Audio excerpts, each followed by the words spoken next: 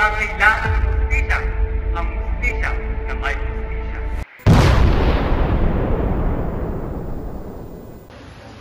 Hustisya.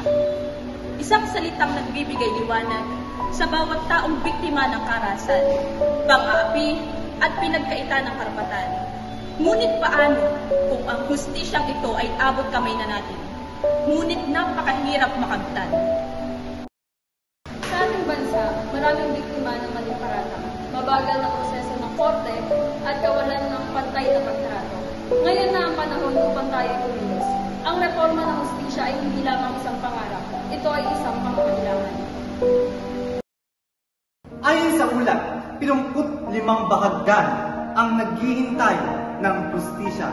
Kaya sa advocacyang ito, paano natin makakamit ang tunay na hustisya? Dagdag pa rito, maraming mahihirap ang hindi kayang kumuha ng abogado. Sila ay naiipit sa sistema.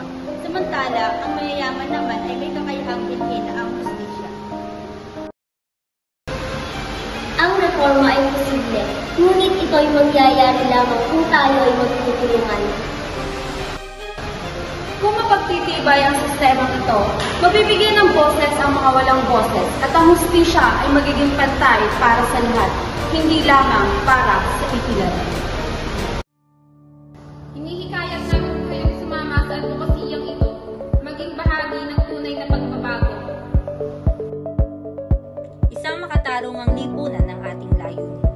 Sama-sama nating itaguyod ang hustisya para sa lahat, dahil ang pagbabago ay nagsisimula sa iyo. Para sa hustisya. Para sa bayan. At para sa kinabukasan.